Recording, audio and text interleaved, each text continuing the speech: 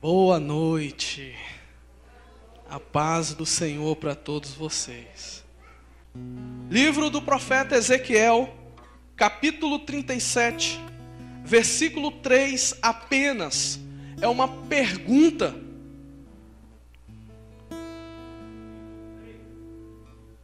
Ezequiel 37, capítulo 37, versículo 3. Capítulo 37, versículo 3. Deus faz uma pergunta para o profeta Ezequiel.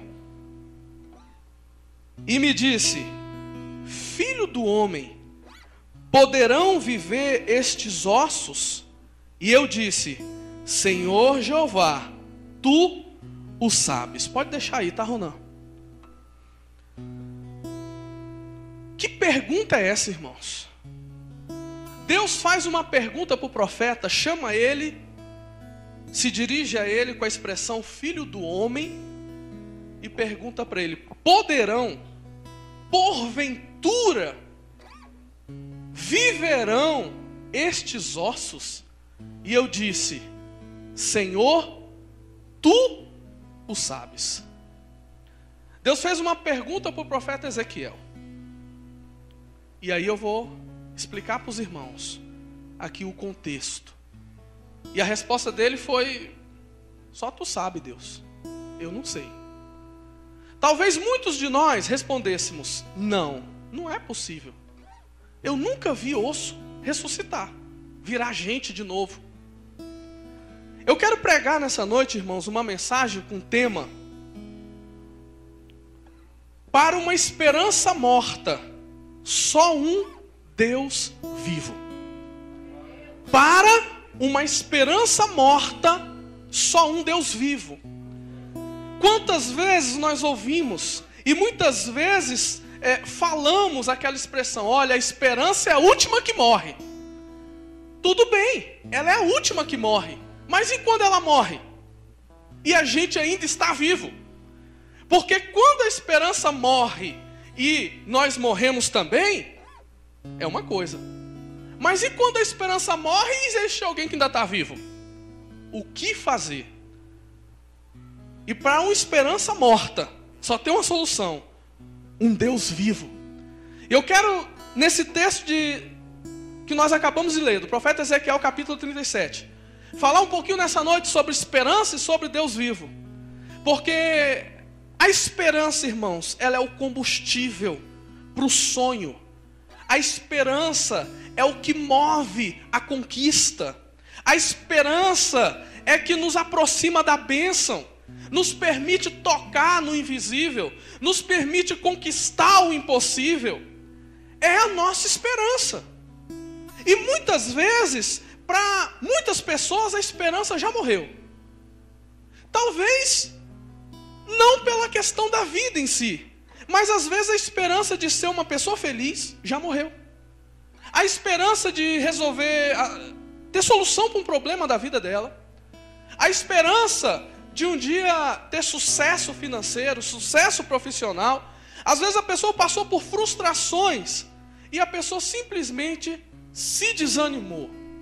Perdeu a esperança, jogou lá a toalha. Não vê mais solução para o seu problema. E quantas vezes esse sentimento de morte nos assola? Quantas vezes nós passamos por situações que é como se estivéssemos mortos. Não há força, não há vigor, não há força para reagir, não há força para suportar. É como uma pessoa que estivesse completamente arrasada por dentro e ela não vê mais esperança. A esperança está morta. Mas eu quero te dizer, se porventura o seu caso é esse, se a esperança morreu em alguma área da sua vida, eu quero te dizer que para uma esperança morta existe um Deus vivo. Aleluia! Glória a Deus! E esse Deus está aqui nessa noite, viu? Esse Deus vivo que nós servimos. Porque o nosso Deus não é um Deus de mortos, mas é um Deus de vivo. Preste bem atenção. O povo de Deus o povo de Israel, no ano de 530 mais ou menos, já eram duas nações divididas, Israel e Judá, mas era um povo só. Esse povo começou a pecar e desagradar a Deus e adorar outros ídolos. Começou a servir outros deuses, abandonou sua fé. Eles viraram as costas para Deus. Eles pecaram de forma irreconciliáveis. Eles se entregaram a todo tipo de perversão moral e espiritual. Qual é a consequência do pecado, irmãos? Destruição, morte. É consequência do pecado. Vai morrer mesmo. Para quem não se arrepende, para quem não se corrige, para quem não luta, para quem não procura mudar. O povo viveu assim durante algum tempo. E Deus então, através do rei Nabucodonosor, usa este homem perverso, terrível, que era o rei da Babilônia, para conquistar as cidades e o povo dele. E aí o rei Nabucodonosor começa conquistando. Nessas conquistas foram Daniel, Azarias, Misael, foi o profeta Ezequiel. E ele começou a conquistar as nações. E ele conquistou Judá, levou cativa. Conquistou Israel, levaram cativo. Nessa peleja de briga, de foice, de lança, de espada, de escudo, dezenas de milhares morriam. Soldados valentes, homens fortes, mulheres e crianças. O que sobrava de uma guerra, irmãos, era terrível. Era gente mutilada, sem braço, sem perna, as partes internas do corpo pelo chão. Gente agonizando, às vezes 1, 2 dias, semi-morto, sem auxílio nenhum. Era uma carnificina, um banho de sangue. Cada conquista daquele reinado trazia muita dor e sofrimento, mas o que restava, seja de pessoas ou de objetos de valores, de prata, de ouro, então era levado para a Babilônia. E o povo de Deus estava cativo na Babilônia. Eles tinham perdido a guerra. Muitos tinham morrido, muitas viúvas, muitas mães sem filhos, alguns homens sem mulheres. Era um arraso total, um povo totalmente fracassado, arrasado, destruído. Porque existe coisa que é pior do que a morte. Uma derrota dessa, eles desejavam morrer para não irem cativos, porque o sofrimento ainda era maior. Vocês lembram da história de Saul? Saul, olha, eu não posso aceitar morrer pela mão do meu inimigo. E Saul se lançou em cima da lança, da espada dele. Pior do que ser morto, ser conquistado, era ser levado como prisioneiro para uma terra estranha. As mulheres eram levadas para servirem sexualmente aqueles homens daquelas nações. Imagina o que é um homem que já perdeu o filho, perdeu o amigo, perdeu o irmão numa guerra. De repente ele e a mulher estão vivas. Quando ele chega lá, aquela mulher é tirada dele e é levada para servir aquele povo sexualmente. Alguns, depois de estarem cativos, se não se submetessem, morriam também. E aí naquela situação, nessa destruição total, irmãos, que o povo estava, Deus fala com o profeta Ezequiel. Se você quiser acompanhar na sua Bíblia, a partir do versículo 1 do capítulo 37. E ele diz o seguinte: veio sobre mim a mão do Senhor, e o Senhor me levou em espírito e me pôs no meio de um vale que estava cheio de ossos, e me fez andar ao redor deles, e eis que era muito numeroso sobre a face do vale, e estavam sequíssimos. Observe aqui uma coisa. Ronan, coloca o tema para a gente, por favor. Observe aqui uma coisa. Deus deu uma visão para o profeta Ezequiel. Não existia esse vale fisicamente. Não existia ossos fisicamente.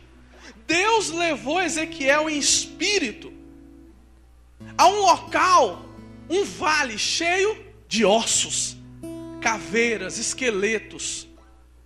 E os ossos estavam sequíssimos. Ezequiel passeia pelaquele vale, talvez tropece em algum fêmur e algum crânio, espiritualmente ele vendo aquilo. E depois que ele passeia por todo aquele vale, ele vê dezenas de milhares de esqueletos ali. E Deus faz uma pergunta para Ezequiel. Ezequiel, poderão viver esses ossos? Irmãos, sinceramente, se fosse comigo eu falei, nunca. Eu ia dizer nunca. Porque quem ressuscitou na Bíblia? Os que ressuscitaram na Bíblia, por pior que estavam, mas tinha um corpo lá. Tinha carne, tinha pele. Lázaro, com 4 dias, não decompôs para ficar no osso. O homem que lançaram na cova do profeta Eliseu tinha acabado de morrer. Lançaram o homem lá, o corpo estava lá. O filho daquela viúva que Elias ressuscitou estava lá, só estava frio. Mas não se ouve na Bíblia nenhum caso de ressuscitar esqueleto. Então veja, às vezes, qual é a nossa visão? Eita, fulano morreu, está no hospital, vamos lá orar. Quem sabe se Deus ressuscita? E nós já ouvimos testemunho de pessoas ressuscitarem ainda no hospital, ou a caminho do cemitério. Mas eu nunca ouvi falar que depois de soltar o osso e o esqueleto, então passaram-se meses e talvez anos para se decompor tudo e ficar só osso. E aí falar que essa pessoa ressuscitou, eu nunca ouvi falar. Presta bem atenção.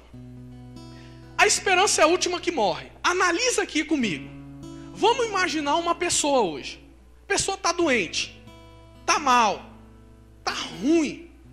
Ela vai para o hospital. Para ir para o hospital ela tem que estar muito ruim.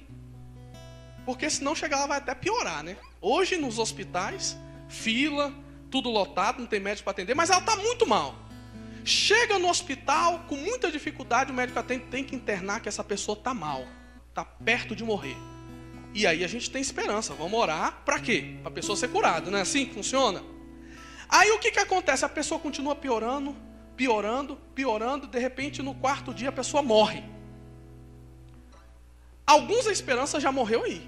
Bom, enquanto estava viva, a gente estava orando, estava clamando, mas morreu, tem mais jeito. Para outros a esperança vai além. Não, calma aí, morreu, mas Deus pode ressuscitar. Vamos orar nessa pessoa. É poucos, são poucos, mas tem aqueles que ainda têm esperança depois da morte. Aí a pessoa ora e não ressuscita. Ora e não ressuscita. Segue-se o enterro. Aí a pessoa, o primeiro estágio foi a morte. Depois da morte ela foi enterrada. Esperança já acabou. Depois que ela é enterrada, passam meses e anos em decomposição, só fica o osso. Ainda tem esperança para essa pessoa ressuscitar? E aí Deus faz essa pergunta. Se tivesse pelo menos o corpo frio em cima lá de uma cama, era outra coisa, irmãos. Não, se a pessoa tivesse pelo menos à beira da morte, mas ainda estivesse respirando, o coração batendo, era outra coisa. Alguns entregam os pontos enquanto o coração está batendo mesmo. Ah, isso aí não tem mais jeito não, a esperança acabou, vai morrer. Alguns são até assim. Mas a situação que Deus levou esse profeta foi extrema. Porque Deus não deixou nem uma pelinha e um osso lá para ver se ressuscitava. Esqueleto não ressuscita.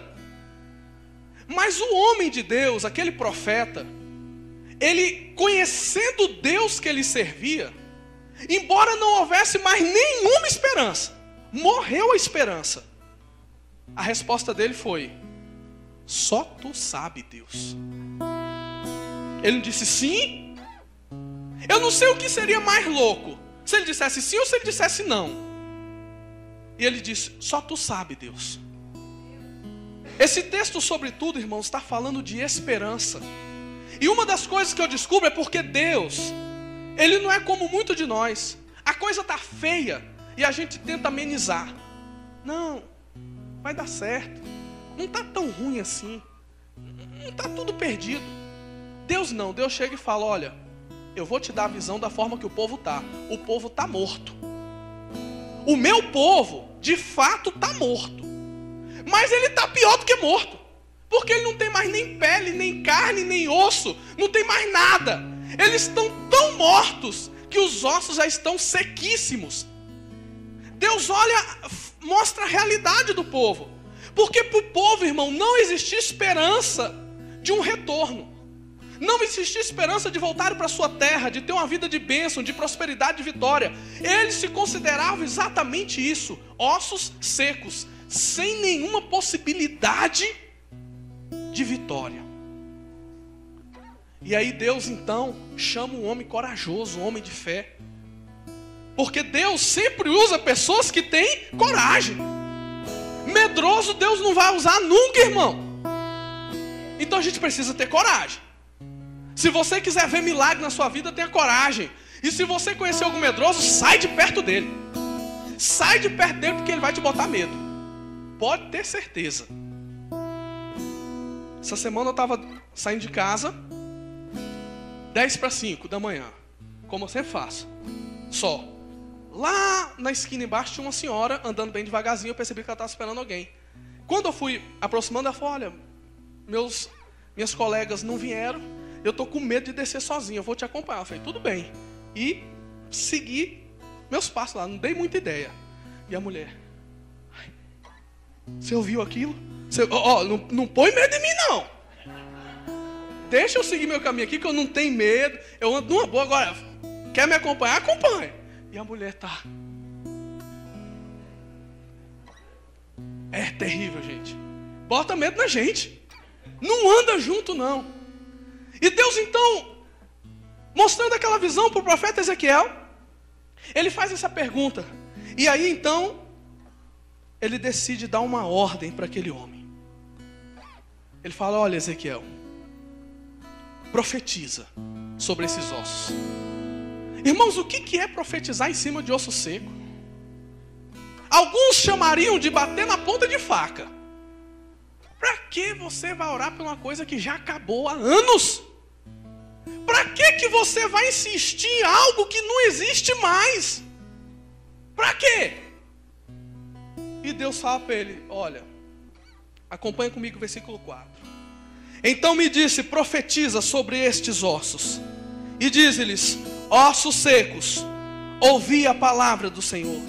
Assim diz o Senhor Jeová a estes ossos: eis que farei entrar em vós o Espírito, e vivereis. E porei nervos sobre vós, e farei crescer carne sobre vós, e sobre vós estenderei pele, e porei em vós o Espírito, e vivereis, e sabereis que eu sou o Senhor. Aleluia! Mas os esqueletos estavam lá. A voz de Deus falou. Mas o que o profeta via? Osso. Mais nada. Mas existia uma promessa de Deus, uma palavra de Deus. Sabe quando é que a esperança começa a surgir? Quando alguém ouve a palavra de Deus. Profetiza aos ossos secos e diz: ouvi a palavra do Senhor. Se a sua esperança morreu, ouça a palavra de Deus, ela vai ressurgir. Aleluia! Ouça a palavra de Deus. Bom, mas um osso para ressuscitar, antes ele tem que ter nervos, carne, pele. Aí formou o corpo. O negócio estava tão ruim, irmãos, mas estava tão difícil, estava tão impossível, que não tinha como falar: levanta, osso seco. Primeiro ele tinha que ordenar: olha, criem-se nervos, cria o tutano. O osso que era seco começou a hidratar. O osso foi hidratando, voltando cartilagem. Aquele osso rachado, seco, começou a ficar um osso bonito. Os nervos foram, espiritualmente falando, é claro, os nervos foram sendo criados. A carne foi preenchendo o nervo com osso, veias e pele. E quando ele vai profetizando, irmãos, começa a ouvir aquele barulho de um osso encaixando no outro, crânio que estava lá longe vem para o corpo de cá, e cada um se encaixando no outro. Era uma coisa extremamente impossível, louca de acontecer. Mas aquela visão estava, os ossos estavam se montando e os corpos estavam surgindo. Versículo 7. Então profetizei como se me deu ordem, e houve um ruído, enquanto eu profetizava, e eis que se fez um rebuliço, e os ossos se juntaram, cada osso em seu osso. E olhei, e eis que vieram nervos sobre eles, e cresceu a carne, e estendeu-se a pele sobre eles por cima, mas não lhes havia espírito, ou não havia neles espírito. Bom, pior já foi, pior já estava, agora pelo menos tem um corpo lá. Agora não eram mais ossos secos, agora eram cadáveres, todos completos, formados, aquela multidão de corpos, de cadáveres, sem espírito. E aí eles precisavam então do espírito. E aí Deus então fala para o profeta, no versículo 9: e ele me disse: profetiza ao espírito, profetiza ao filho do homem, e diz ao espírito: assim diz o Senhor Jeová, vem dos quatro ventos, ó espírito, e assopra sobre estes mortos para que viva. E eu falo hoje também, Senhor, vem dos quatro ventos o teu espírito e assopra sobre os mortos que estão nessa noite aqui, Senhor, para que vivam. Vem, Espírito Santo, sobre nós nessa noite, para que tenhamos vida. Traz, Senhor, avivamento, traz, Senhor, esperança de volta, em nome do Senhor Jesus. Aleluia. A primeira coisa é ouvir a palavra de Deus. A segunda coisa, quando o corpo está formado, é receber nele o Espírito. Irmãos, o que vai gerar vida, o que vai trazer de volta uma esperança que está morta, ou ressuscitar a esperança, é o Espírito que está em nós. Ele precisa testificar isso. E esse Espírito só vem quando se ouve a palavra. Ouça a palavra, chama o Espírito Santo para a sua vida. Aqui era o Espírito de vida, mas para os que estão vivos e a esperança morta, eles precisam do Espírito Santo na vida. O Espírito veio, e olha o que aconteceu. Versículo 10. E profetizei como ele me deu ordem. Então o Espírito entrou neles e viveram, e se puseram em pé um grande exército em extremo. Oh, aleluia, irmãos. Quando o Espírito Santo de Deus vem sobre nós, nós nos colocamos de pé. O homem só consegue permanecer em pé se for pela ajuda do Espírito Santo. Por isso nós pedimos que o Espírito Santo esteja em nós, habite em nós, para que possamos nos pôr de pé, irmãos. Porque um exército deitado não ganha guerra. Um exército deitado não vence nada. Ele tem que estar de pé. Que o Senhor nos coloque de pé, irmãos, diante de todas as lutas que nós temos que enfrentar. Que o Senhor nos faça reviver diante dos problemas que tem nos assolado. Aqueles homens estavam de pé. Já foi muita coisa, não foi? Presta bem atenção aqui agora. A situação, se houvesse zero, estava muito abaixo de zero. Osso seco, depois o defunto, um corpo, e depois o espírito nesse corpo, um exército de pé. Depois que isso tudo acontece, ele chegou na escala do zero. Zerou. Por quê? Porque um exército, eles já eram. E eles perderam a guerra como exército. Até aqui não foi nada, irmãos.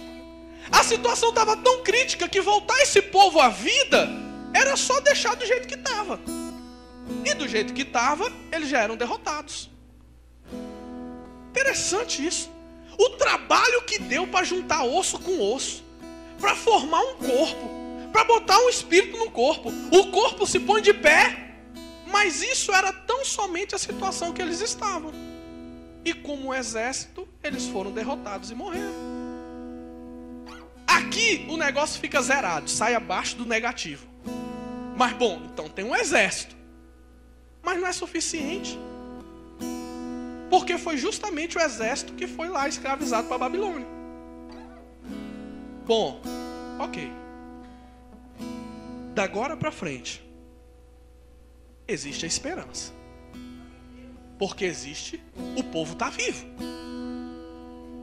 Então, a partir da esperança, pode-se existir a vitória. Então, presta bem atenção. O povo estava de pé. Está lá, um exército grande e extremo. Tudo bem.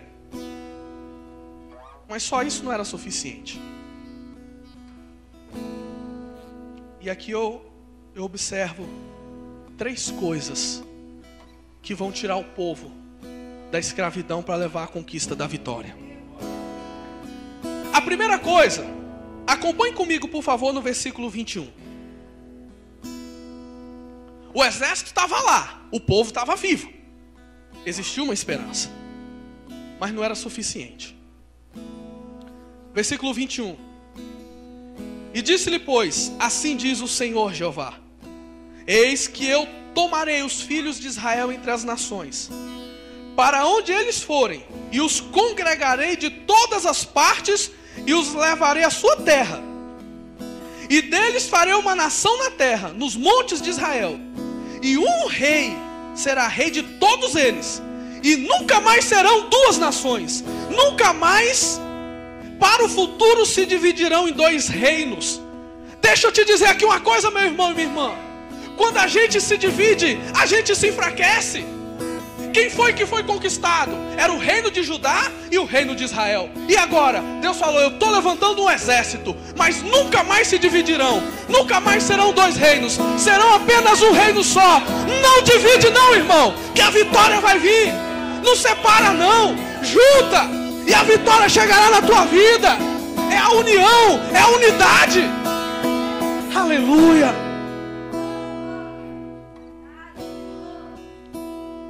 Deus deu 3 estratégias para aquele exército. Não adiantava o exército apenas, porque ele era um exército fraco, dividido.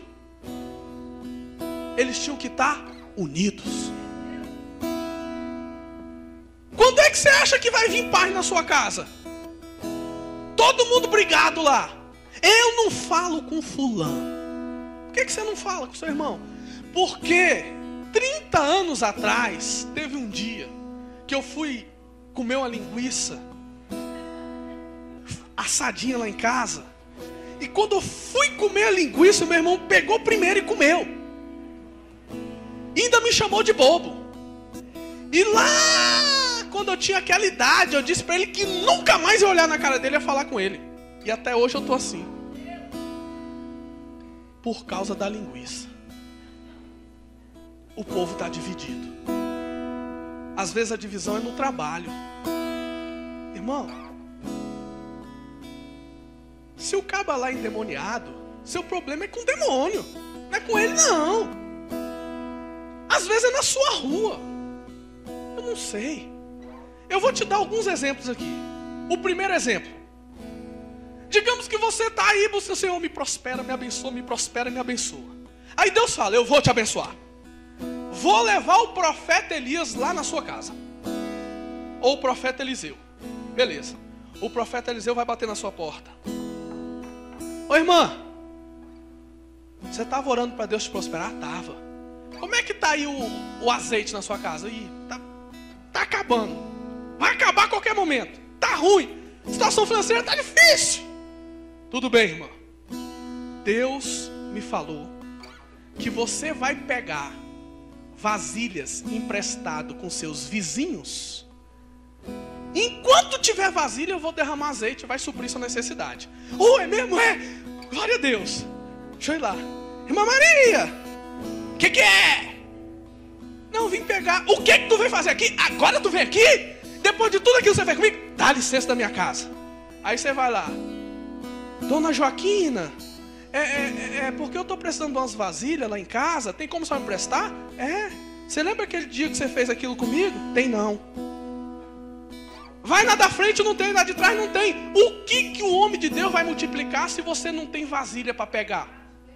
Você não tem união com ninguém? Vai multiplicar o quê? Se aquela mulher lá não tivesse unidade com a vizinhança, ninguém prestava vasilha para ela, gente. E outra, o azeite só parou quando todos os vizinhos que ela podia pedir emprestado, já não tinha mais o que emprestar. Mas se tivesse mais alguém, ainda continuava o azeite.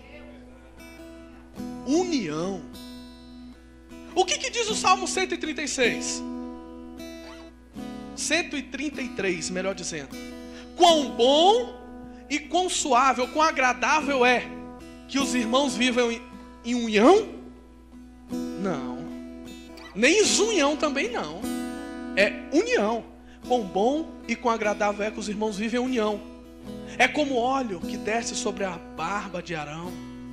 Aí ele diz lá no final: porque ali, na união, o Senhor ordena a bênção e a vida para sempre.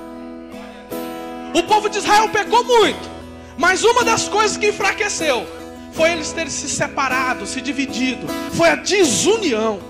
Seja unido, irmão. Se una com a sua família. Se una com as pessoas que você trabalha de uma forma saudável. Se una na igreja.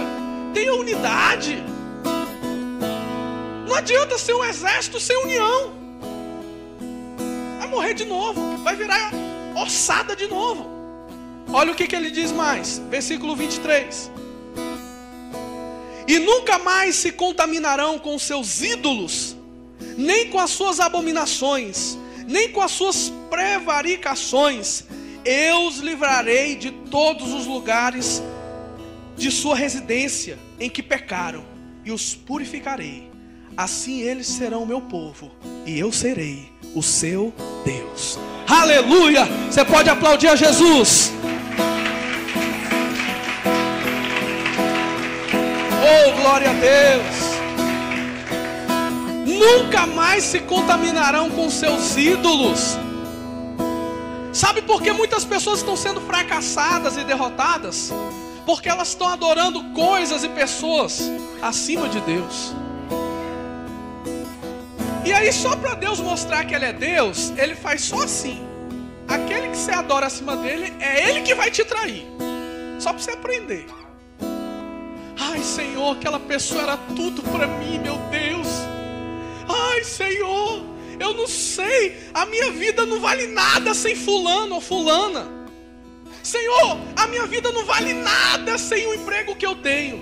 Aí você, ó, do emprego, da pessoa, o outro. Aí Deus, agora nós podemos conversar. Tirei os ídolos. Oh, aleluia. Irmão, não brinca com Deus não, irmão. Porque é o seguinte, nem que Ele te deixe só no osso seco, Ele te ressuscita de novo.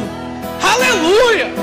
Se precisar, Ele mata, deixa o cadáver virar esqueleto e depois ressuscita. Mas Ele quer te mostrar que nós não temos que ter nenhum outro Deus, nenhum outro ídolo, só o Senhor dos exércitos. A esse nós vamos adorar, a esse nós vamos servir, a Ele. Aleluia! A Ti, Senhor, é a nossa adoração.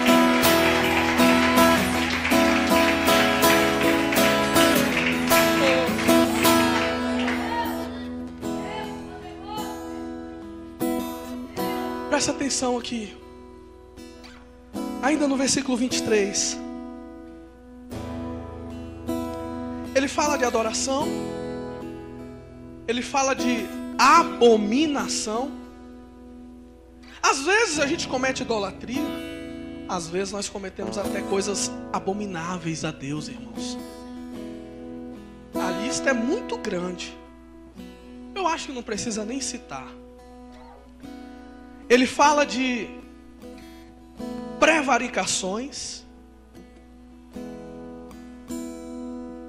Mas ele diz o seguinte: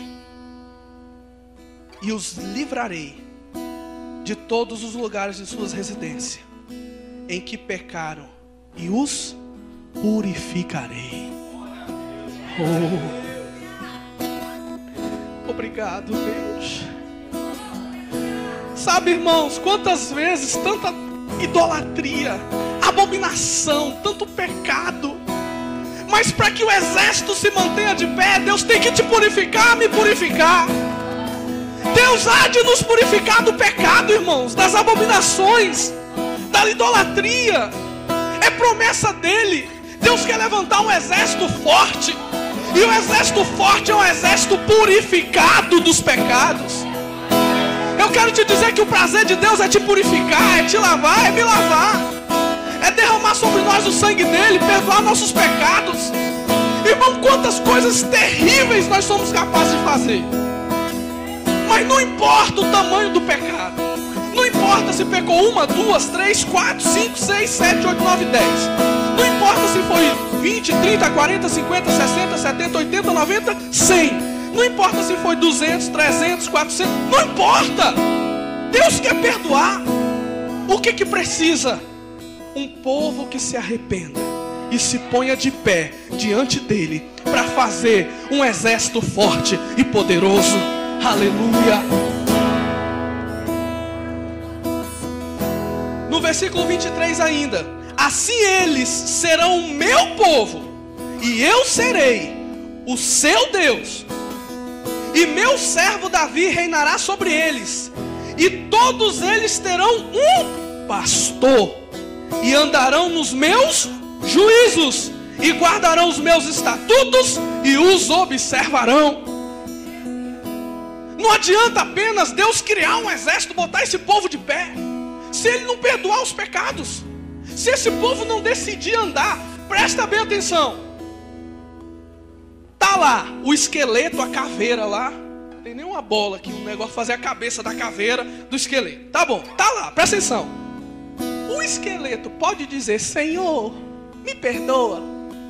Não pode.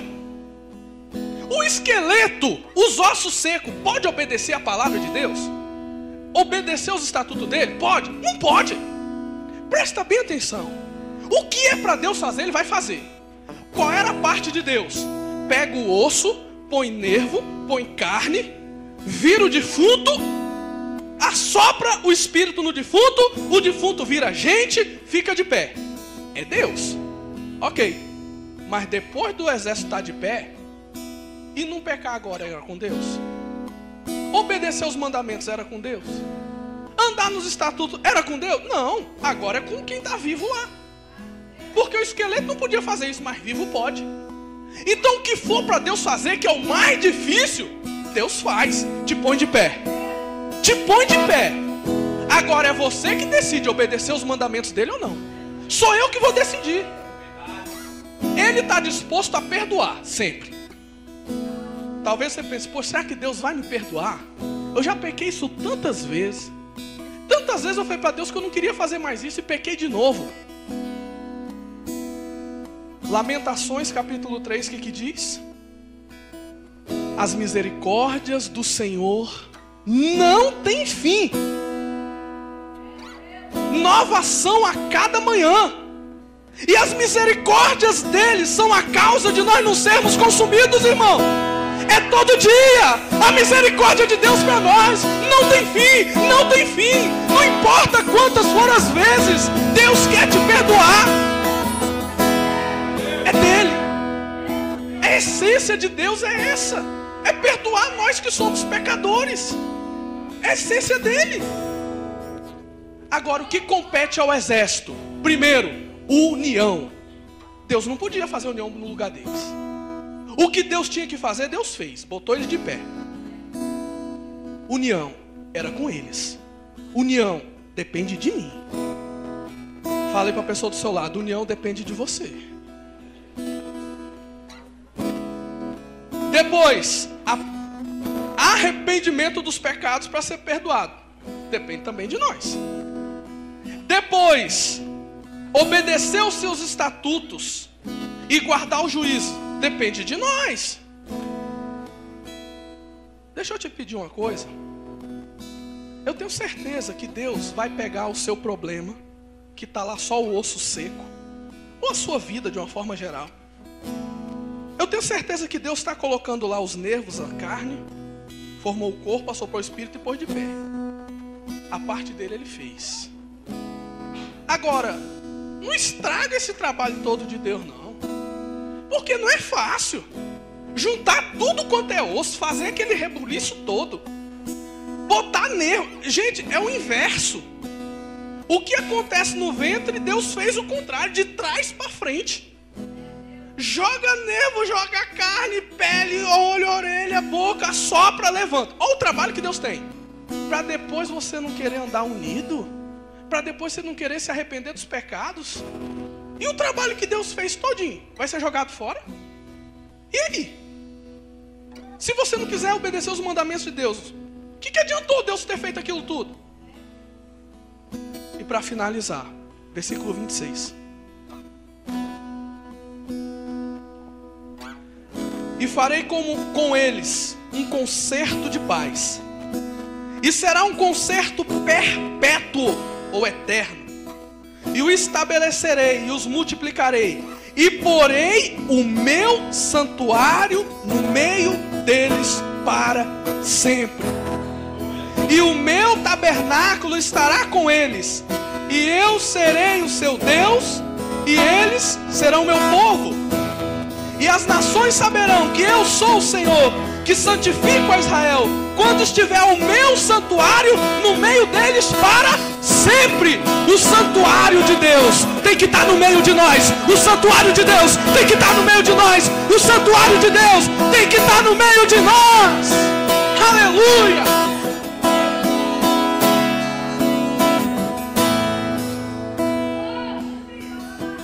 Não esteja fora do santuário de Deus. Não esteja do lado do santuário de Deus. O santuário de Deus é a própria essência dele. Tem que estar no nosso meio, tem que estar em nós. Nós somos a morada de Deus. Nós somos o templo do Espírito Santo. Ele quer habitar em nós. Se ele não tiver em nós, irmãos, não tem exército que vença a guerra. Não tem esperança que viva. Mas eu quero te dizer, nós temos um Deus vivo que tem solução para uma esperança morta. Nós temos um Deus vivo que tem solução para uma esperança morta. Se Deus estiver dentro de você, se você ser morada do Espírito Santo, não haverá guerra que você não vença, não haverá problema que você não enfrente. Ele quer ser o seu Deus. E eu pergunto, será que nós queremos ser o seu povo? Queremos que o Senhor more no meio de nós? Ele quer estar no meio de nós. Vamos nos pôr de pé. Vamos ficar de pé. Oh Espírito Santo, nós te desejamos o nosso meio, Senhor. Oh meu Deus, nós te queremos o nosso meio. Coloca o teu santuário, faz morada em nós, Senhor. Nos dá uma vida de vitória, Senhor. Nos levanta, ressuscita a esperança, Senhor. Ressuscita a nossa esperança, Senhor. A parte de Deus ressuscitar o cadáver, a parte de Deus fazer o esqueleto virar gente, Ele faz. Agora a sua parte é a união, é a purificação, e é ser habitado por Deus. O santuário de Deus está no seu meio. Feche os seus olhos. Feche os seus olhos. Não abra não. Liga aí no trono de Deus agora. Coloca diante dele o que morreu na sua vida. Deus está trazendo a ressurreição nesse momento. Deus está trazendo a ressurreição nesse momento. Fecha os olhos. Fala com Deus aí. Deus vai ressuscitar a esperança aqui nessa noite, igreja.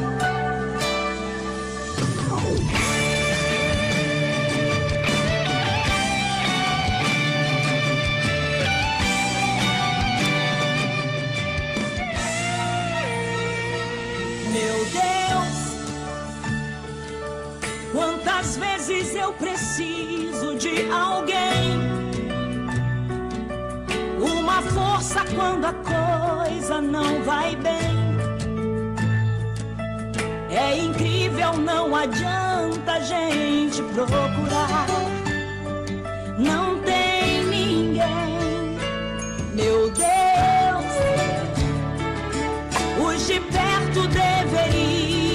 ajudar, mas do nada eles somem sem falar, sem dar uma explicação. Nessa hora eu me lembro do irmão, daquele filho pródigo que dizia: pai, pra que fazer uma festa pra esse aí? Como ele, eu também tenho um pai que me honra na presença dos que querem a todo custo me destruir. Vai lá e pega quem falou da minha vida, avisa que eu estou de pé e quem contou o fim dos meus dias, avisa que eu estou de pé, pois quem me ergueu não me abate, enquanto não se cumprir o que ele tem através de mim. Vai lá, pra quem pensou que eu estava caída, avisa que eu estou de pé, vai ter até quem não acredita, avisa que eu estou de pé, com as minhas forças redobradas, porque quanto mais lutarem pra tentar me derrubar, o meu Deus me põe de pé. Querido Deus e maravilhoso Se Pai, os ataques me derrubarem, eu te apresento, Senhor, a cada irmão e irmã que está aqui, ganhou a batalha, pessoas que tiveram a esperança morta, Senhor, meu Deus, que acham que não tem mais jeito nem mais solução. Eu te apresento a elas como Deus vivo, o Deus poderoso. Põe esse povo de pé, Senhor. Levanta, ergue, levanta um exército aqui, Pai, de vitoriosos. Meu Pai, eu profetizo sobre a vida do teu povo, Senhor, a vitória, a conquista, a realização, Senhor. Oh meu Deus, levanta este povo, perdoa os pecados, tira os ídolos, Senhor. Oh meu Pai, nos ensina a andar nos teus caminhos, obedecer a tua palavra, Senhor. Oh meu Deus, renova hoje a nossa esperança, Senhor. Renova hoje os nossos sonhos. Levanta-nos, Senhor. Nos coloca de pé, Senhor, nessa noite, Pai. E nos abençoa, em nome de Jesus. avisa que eu estou de pé, pois quem me ergueu não me abate, enquanto não se cumprir o que ele tem através de mim. Vai lá, avisa que eu estou de pé, vai ter até quem não acredita, avisa que eu estou de pé, com as minhas forças redobradas,